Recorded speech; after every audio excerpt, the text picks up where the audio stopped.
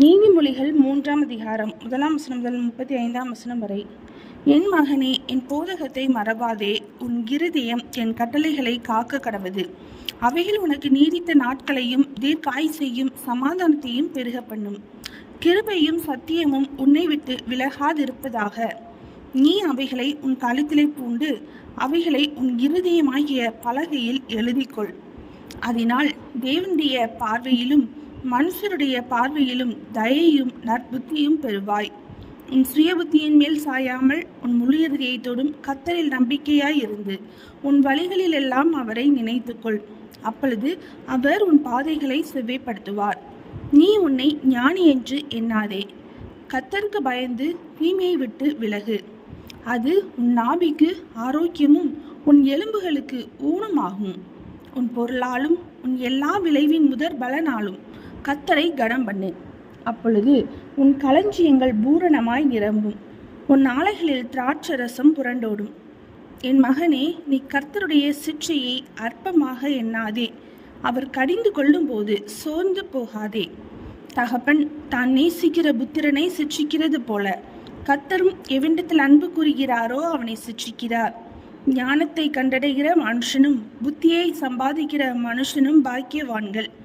அதன் வர்த்தகம் வெள்ளி வர்த்தகத்திலும் அதன் ஆதாயம் பசும் பொன்னிலும் உத்தமமானது. முத்துக்களை பார்க்கிலும் அது விலையேற பெற்றது. நீ இச்சிக்கத்தக்கதொன்றும் அதற்கு நிகரல்ல. அதன் வலது கையில் தீர்க்காயுசும் அதன் இடது கையில் செல்வமும் கனமும் இருக்கிறது. அதன் வழிகள் இனிதான வழிகள், அதன் பாதைகள் எல்லாம் சமாதானம். அது தன்னை அடைந்தவர்களுக்கு ஜீவ விருட்சம். அதை பற்றி கொள்கிற எவனும் பாக்கியவான். கர்த்தர் ஞானத்தினாலே பூமியை அஸ்திபாரப்படுத்தி புத்தியினாலே வானங்களை ஸ்தாபித்தார்.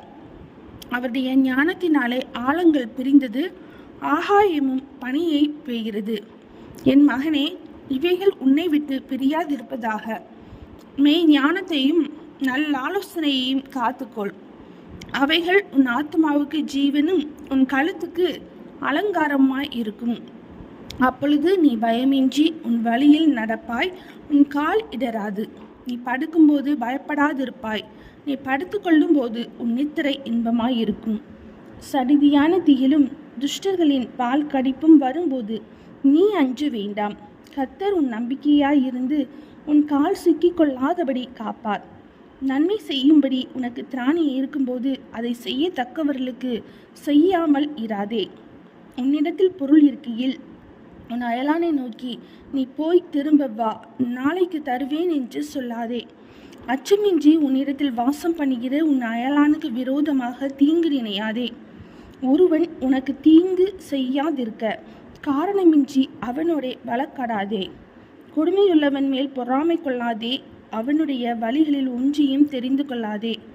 மாறுபாடுள்ளவன் கர்த்தருக்கு அருவருப்பானவன். நீதிமான்களோடே அவருடைய இரகசியம் இருக்கிறது. துன்மார்க்கனுடைய வீட்டில் கர்த்தரின் சாபம் இருக்கிறது. நீதிமான்களுடைய வாசஸ்தலத்தையோ அவர் ஆசீர்வதிக்கிறார். இகழ்வோரை அவர் இகழுகிறார், தாழ்மையுள்ளவர்களுக்கோ கிருபை அளிக்கிறார்.